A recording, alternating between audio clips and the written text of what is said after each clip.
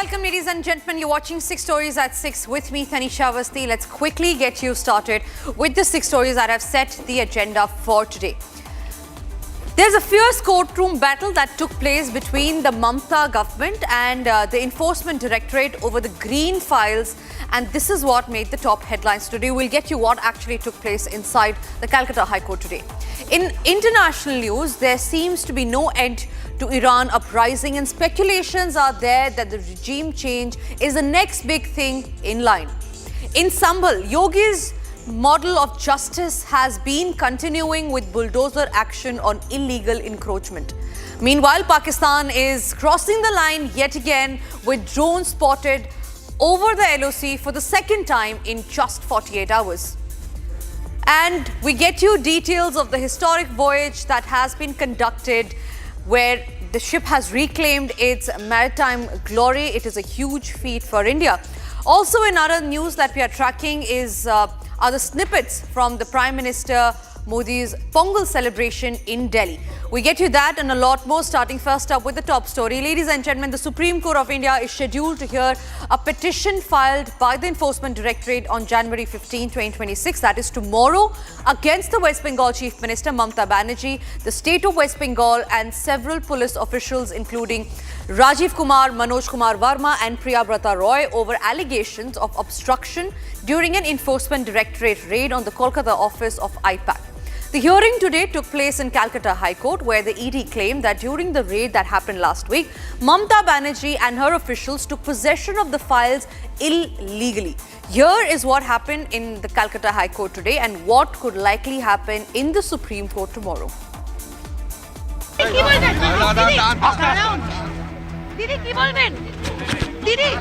The ED versus Mamata battle has now reached the courts of India. In a petition filed by ED, the agency has claimed obstruction by the CM during raids on IPAC co-founder Prateek Jain. The agency has also demanded the return of documents and electronic material it claims was snatched by Mamata. TMC, however, has alleged that the action against IPAC was a pretext to illegally access the party's political strategy ahead of the West Bengal Assembly elections. Visuals, confrontations, unanswered questions. What was inside the green files that left the IPAC office?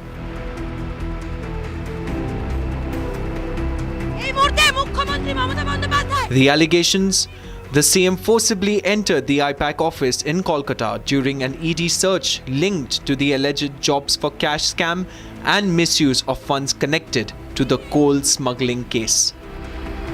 Over 20 crore rupees allegedly funneled illegally. Funds suspected for TMC's Goa elections. The ED today also alleged that a Trinamool Congress representative filed an incorrect affidavit before the court. Last hearing was forced to disrupt and adjourn the hearing minutes after it began due to chaos.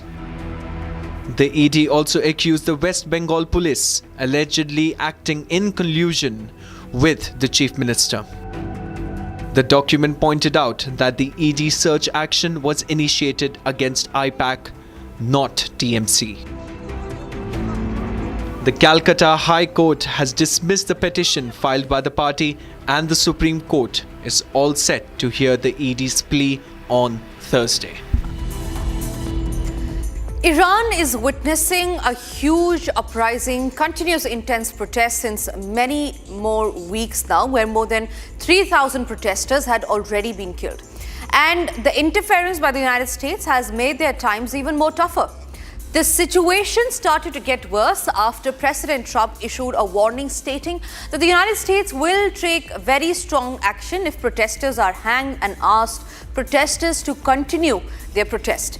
Following which, Iran has written a letter to the United Nations Security Council. Here is a look at what's happening and if regime change in Iran is the next big move that the country could see.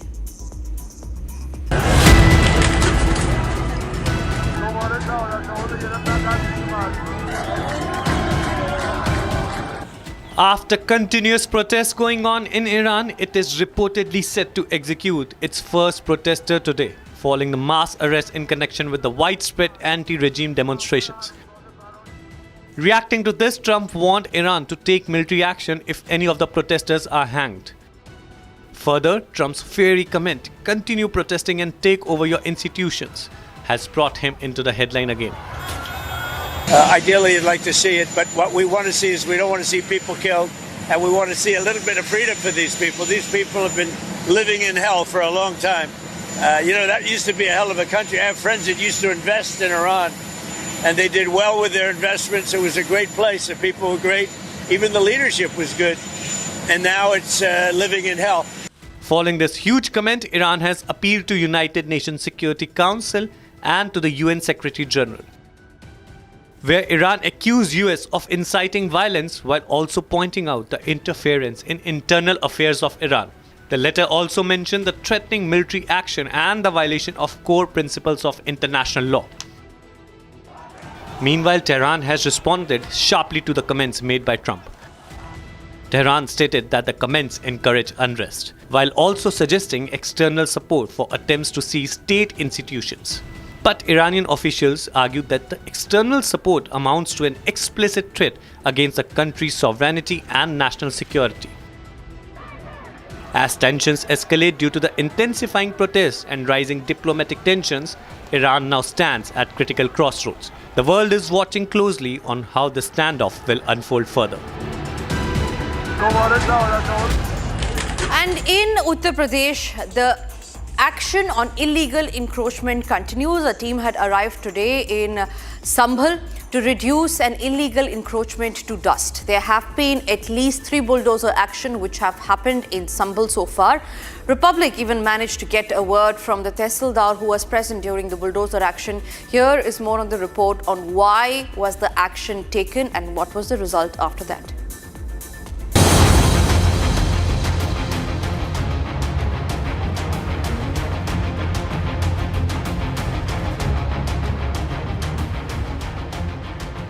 The Yogi government is stepping up and taking action against alleged illegal encroachments in Sambhal.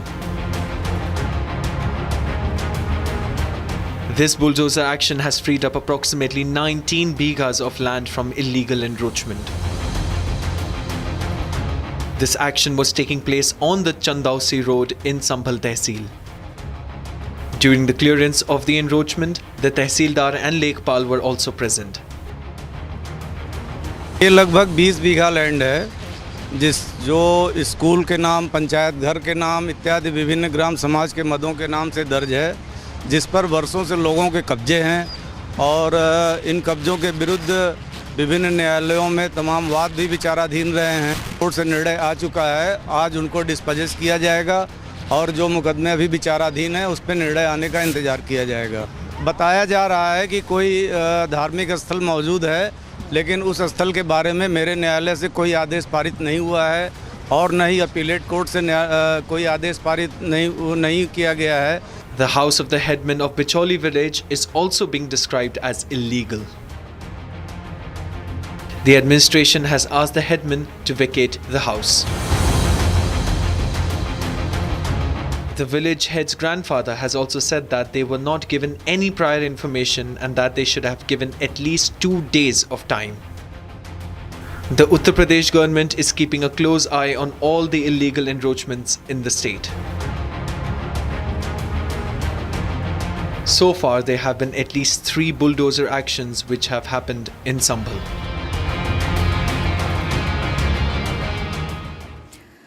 Despite the significant setback that Pakistan suffered during India's Operation Sindoor in May 2025, provocative activities along the line of control have been continuing and is persistent. On January 13, multiple suspected Pakistani drones were spotted intruding into the Indian airspace in the Rajouri district of Jammu and Kashmir, marking the second such incident in just 48 hours. Indian Army troops promptly opened fire using medium and light machine guns as a part of counter unmanned aerial system measures, causing the drones to either crash, retreat or disappear after brief hovering over the areas. Security forces have been placed on high alert with ongoing ground search operations launched in Rajouri and neighbouring Poonch districts to check for any possible airdrops of weapons or narcotics. Here is all that you need to know about how Pakistan is crossing the line yet again.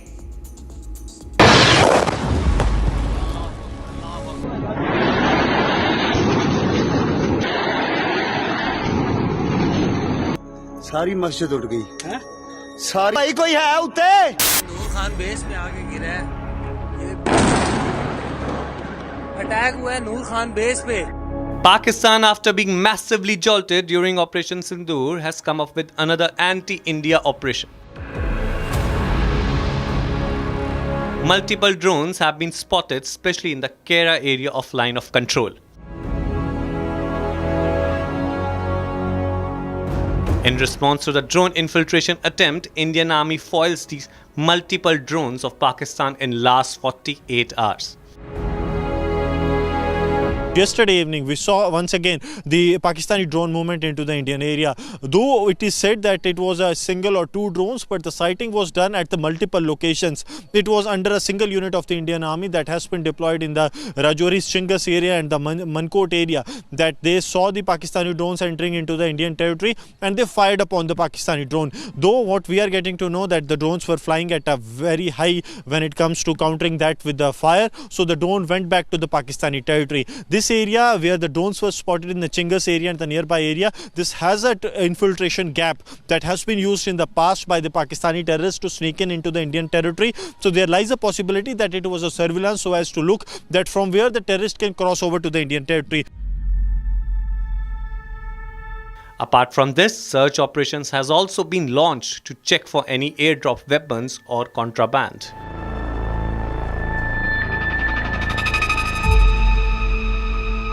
Jammu and Kashmir Police has launched a large-scale search operation in the border areas. These operations are to ensure that any activity from across the border is foiled. Right now, we are in the Araspura sector where you will see that these large-scale search and the combing operations are underway. This is to rule out the possibility of triple threat from the Pakistan. The first and the foremost threat is of the Pakistani drone intrusion into the Indian territory that we have seen in last couple of days also. The intensified drone attempts from across the border. All the officials as well as the Jawans are hitting the grounds so as to ensure that any attempt from Pakistan is foiled. The second threat continues to be the ground infiltration because we are in the first month of 2026.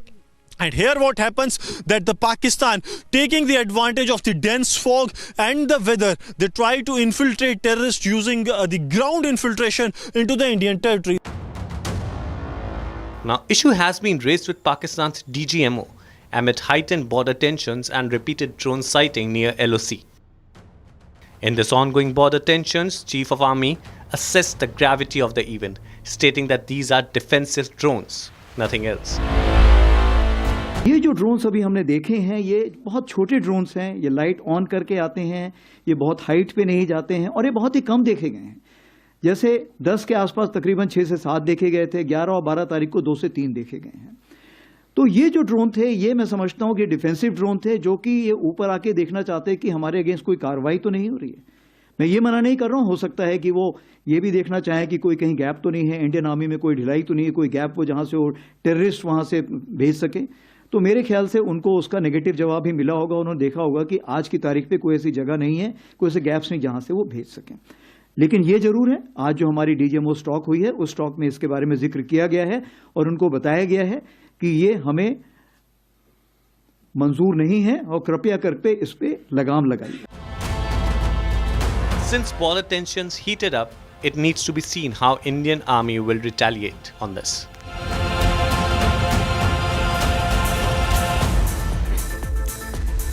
And shifting our focus to another big story that we are tracking that has registered its name in the books of history. INSV Kondinya has scripted a maritime history.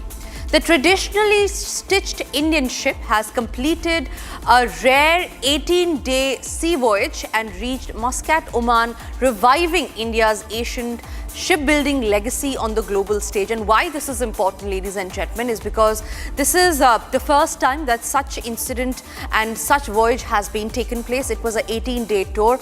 The country is celebrating the huge success. Here is what the crew spoke and how did they complete the 18-day of voyage, what went through the journey and how is it an important event in the history of maritime glory.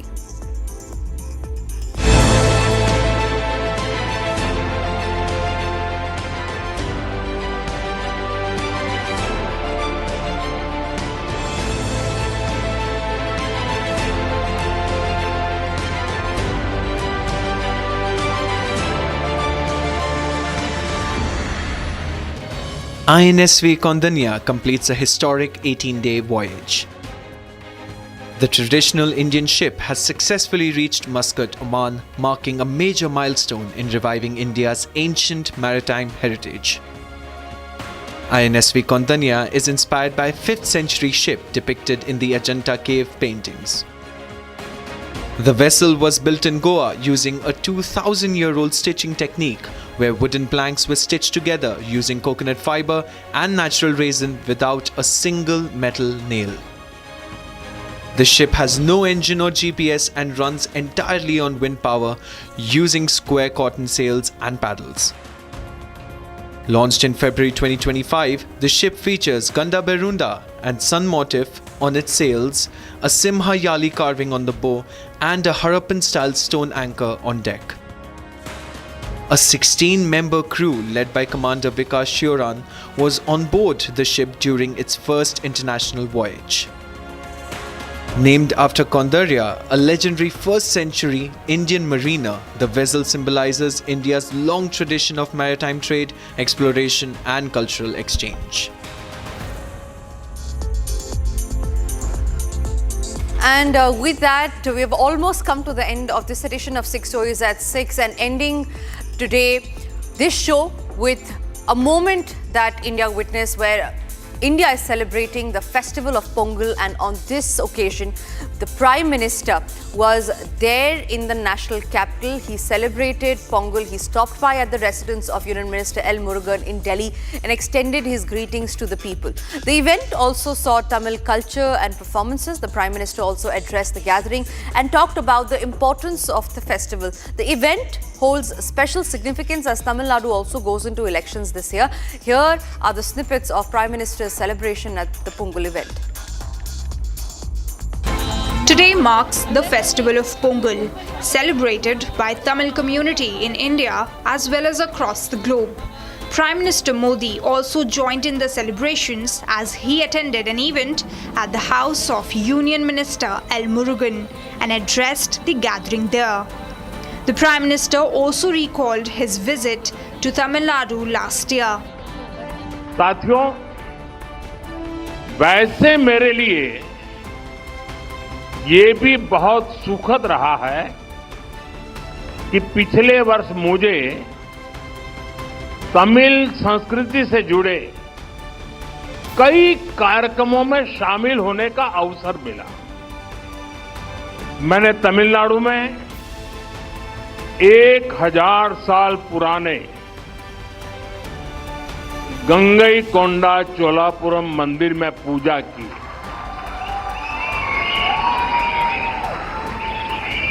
Varanasi में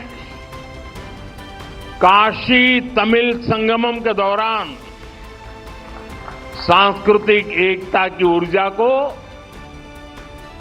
पल पल उसके साथ जहां भी रहा मैं जुड़ा रहा, मैंने उसे महसूस किया। जब मैं पंबन ब्रिज के लोकार्पण के लिए रामेश्वरम गया था तो तमिल इतिहास की महानता का फिर एक बार साक्षी बना था। Prime Minister Modi in his address emphasized how in Tamil culture farmers are considered the foundation of life. दुनिया की लगभग सभी सभ्यताओं में फसलों से जुड़ा कोई न कोई उत्सव मनाया जाता है। तमिल संस्कृति में किसान को जीवन का आधार माना गया है। तिरुकुरल में कृषि और किसानों पर विस्तार से लिखा गया है। हमारे किसान राष्ट्र निर्माण के मजबूत साथी है। उनके प्रयासों से आत्मनिर्भर भारत अभियान को बहुत मजबूती मिल रही है। इस समय देश के अलग अलग हिस्सों में लोहड़ी, मकर संक्रांति, माघ बिहू और अन्य त्योहारों की भी उमंग है। मैं भारत और दुनिया भर में रहने वाले सभी तमिल भाई बहनों को पोंगल की और सभी पर्वों की बहुत बहुत शुभकामनाएं देता हूं। Prime Minister said that Pongal is no longer just celebrated in India, but it is a global festival. Tamil संस्कृति दुनिया की सबसे प्राचीन जीवित सभ्यताओं में से एक है। तमिल संस्कृति सदियों को जोड़ती है। वो इतिहास से सीखकर वर्तमान को आगे का रास्ता दिखाती है। इसी प्रेरणा से आज का भारत अपनी जड़ों से शक्ति लेकर नई संभावनाओं की ओर आगे बढ़ रहा है। A Pongal celebration like never before in the heart of Delhi to strengthen the spirit of Ek Bharat, Shresth Bharat. And well, that's all that we could pack in this edition of 6 Stories at 6. Don't go anywhere, because coming up next after the break is Live and Breaking with my colleague Abhishek.